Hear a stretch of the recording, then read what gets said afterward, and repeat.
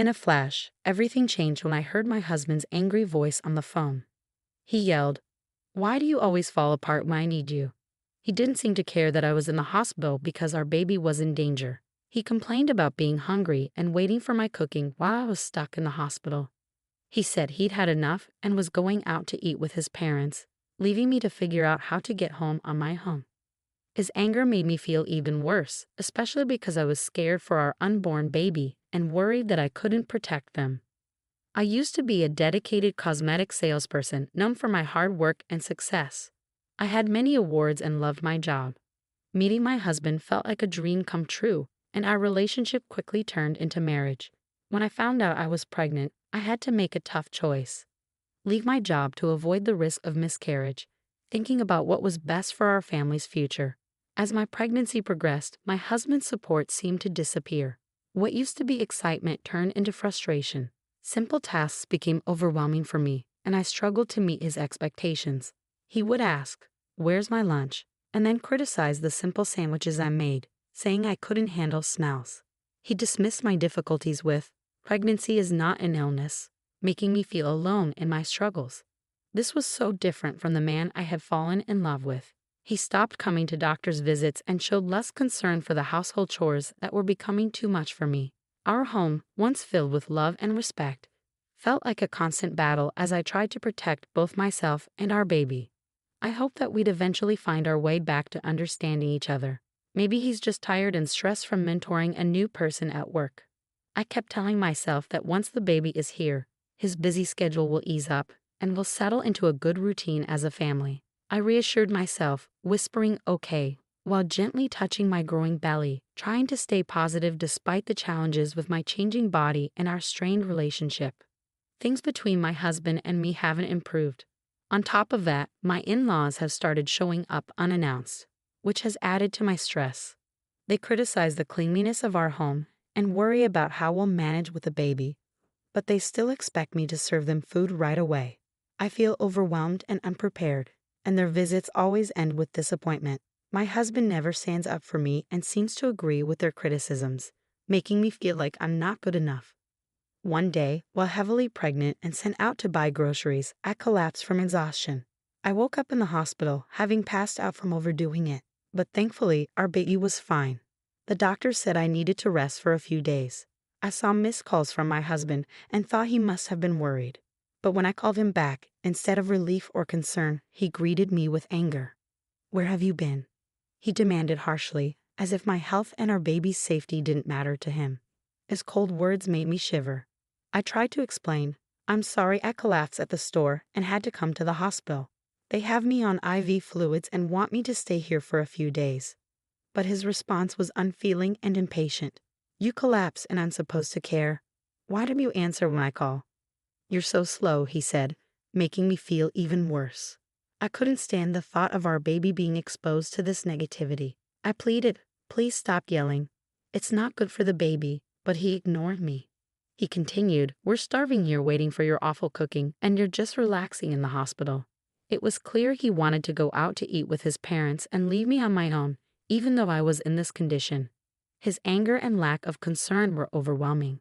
I ended the call, feeling completely alone and heartbroken. As I returned to my hospital room, tears streamed down my face uncontrollably.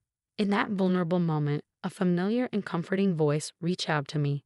"Are you okay?" I looked up to see Helen, a customer I had grown close to from my days as a cosmetic salesperson, offering me a towel. Seeing her brought me immense relief and warmth. "Helen, it's really you. I'm so glad you remember me." Our unexpected reunion felt like a beacon of kindness and human connection during my darkest hour. Helen was more than just a customer to me. After a tough divorce, she had lost her confidence and stopped wearing makeup altogether. I remember approaching her at the cosmetics counter and offering to help her try some makeup. The change in her wasn't just physical. It was a boost to her self-esteem and a step toward emotional healing. Over time, Helen became a friend, not just a client. But then, 5 years before I left my job, Helen stopped coming in, and I often wondered what had happened to her. Now, here she was, providing support when I needed it the most. "I had been hoping to reconnect with you, Helen," I said. "I was surprised to find out you had left your old job when I went looking for you." "I'm sorry for just showing up out of the blue," she replied. "I had been working abroad. I run a business overseas, and it's been very busy. I hadn't had a chance to enjoy summer or good food in ages. So once things settled down, I decided to come back. And believe it or not, right after, I tried to find you," Helen said with a laugh that made the situation a little lighter. "I ended up here with appendicitis. It's just in the early stages, so medication should handle it. If this had happened while I was still abroad, the treatment cost would have been sky high, so in a way, I'm glad it happened here." Her optimism and warm smile were contagious, and this surprise reunion cheered me up. We happily reminisced about old times. As our conversation went on, Helen, with her kind smile, gently asked, "You don't have to share if you're not comfortable, but I noticed you seemed upset earlier. What's going on?" Feeling I could trust Helen, not just as a former customer but as a real friend, I opened up about my troubles with my husband and in-laws. "I'm really worried about bringing my baby into this environment. I'm afraid they'll be treated the same way I am. And without my job, the thought of living independently, especially with a child, feels overwhelming." To my surprise, Helen made a truly generous offer. "I actually have an apartment you could use. I manage a few properties as part of a project I started with land I inherited. It's a cozy 2-bedroom with a separate bathroom, soundproof walls, and it's in a safe neighborhood close to supermarkets and a police station. You wouldn't need to pay a deposit right now, and you can start paying rent whenever you're ready. It's a really good deal. What do you think?" Helen's excitement and sincerity were so genuine that I couldn't help but laugh in disbelief. "Are you sure you can offer it at such great terms?" I asked, overwhelmed by her kindness. "Absolutely," Helen said. "I trust you'll take good care of the place, and I think it's important to support each other in tough times. You're more than welcome to stay there," she assured me with a warm smile. Helen's unexpected kindness felt like a ray of hope. It wasn't just an offer of a place to stay, but a chance for a fresh start. Her generous gesture was something I couldn't refuse, so with heartfelt gratitude, I accepted. Days later, once the doctors gave me the all clear, I left the hospital and moved straight into the apartment Helen had set up for me. She had arranged everything effortlessly over the phone, showing incredible generosity. I didn't go back to the home I shared with my husband. Instead, I embraced this fresh start in Helen's cozy and welcoming apartment. Although I felt a bit guilty about not paying rent right away, Helen just laughed it off, telling me not to worry. While my husband was at work, I went back to our old home to pick up my things. It felt strange and empty, much like how I felt inside. Helen's support went beyond just offering the apartment.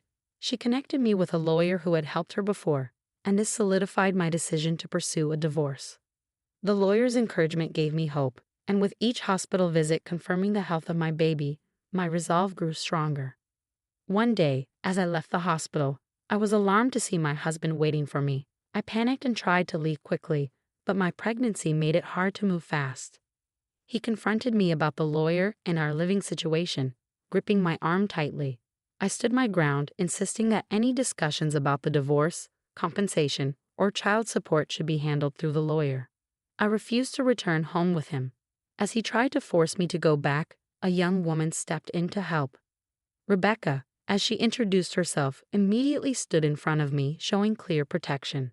Her familiar interaction with my husband George revealed the underlying tension. Rebecca firmly told George he couldn't take me against my will, and even threatened to call the police. Her determination and the mention of the police were enough to shift the situation, giving me a glimmer of hope and the strength to assert myself. Seeing Rebecca's seriousness, George looked frightened and quickly left. I felt a wave of relief that nearly made my legs buckle. Rebecca immediately came to my side to support me. "Are you okay?" she asked, and I apologized, feeling overwhelmed by relief. Rebecca quickly called a taxi for me, insisting on making sure I got home safely. Despite feeling bad for causing her trouble, she reassured me it was no problem. When I told her my address, she was surprised to learn that I lived just below her. It was a happy coincidence that we were neighbors. Rebecca, cheerful and kind, turned out to be a new employee at George's workplace. She had reported his inappropriate behavior, which led to him being removed as her mentor. George was known for his lack of empathy toward female employees, often making insensitive comments about personal issues like menstruation and marriage. Rebecca shared that George's behavior wasn't just a problem at work. I had experienced it firsthand during my pregnancy. 3 weeks after meeting Rebecca, we had become good friends, enjoying dinners together. She shared that George had been moved to a subsidiary company after multiple complaints and problems at work. Interestingly, Rebecca was Helen's daughter, the same Helen who owned the apartment I was staying in. George had previously bragged about handling Helen's account, but his poor behavior led to his demotion. Helen had pushed for George's transfer after learning about his actions both at work and toward me. Rebecca, determined to address workplace issues on her own merit, had only acted after realizing my connection to her mother. Helen had encouraged Rebecca to gather and present evidence against George, which led to his transfer. With George's reduced income and increased workload, his position had changed significantly. Helen, drawing on her experience, advised me to stay firm and not be swayed by George's attempts to gain sympathy, which was incredibly reassuring. After I decided to divorce George, he tried to contact me through the lawyer, expressing how tough work was and how much he missed me. He even apologized and asked me to come back, but I remained resolute in my decision to divorce, supported by Helen. George had no choice but to accept the divorce and agree to the terms for child support and damages. As time went on, I faced a new challenge with my in-laws, especially my father-in-law, who was overly excited about the baby being a boy. I sensed trouble brewing, and it wasn't long before my in-laws made their move. One day, while I was heading out, my father-in-law grabbed my arm. He had followed Rebecca, thinking he would confront her, but then saw me and demanded that I give up my baby once born, claiming the baby was the family's heir. Despite my efforts to free myself, his grip was too strong. Just then, Rebecca's firm voice demanded he let me go. In a swift motion, she used a judo technique to throw him. Rebecca, a top-ranked judoka with national titles, had mastered judo to protect herself and her mother during difficult times. She confronted my father-in-law, criticizing him for ignoring George's actions and trying to interfere in my life. She defended my right to start over and made it clear that their meddling was unacceptable. The sound of approaching sirens revealed that Rebecca had called for help before coming to my rescue. My mother-in-law, who had been waiting in a nearby car, watched quietly as the police arrived and took both her and my father-in-law away.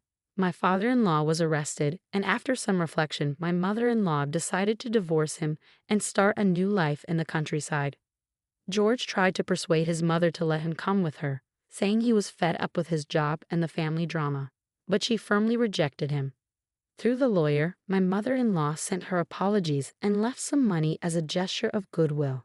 Helen explained that it's common for people to feel lost after leaving a marriage and that the money was likely her way of apologizing and supporting my son's future.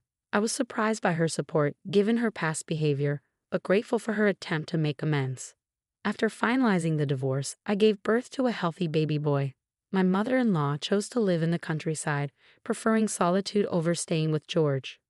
When my father-in-law was released from custody, he found that the house had been demolished by my mother-in-law before she left.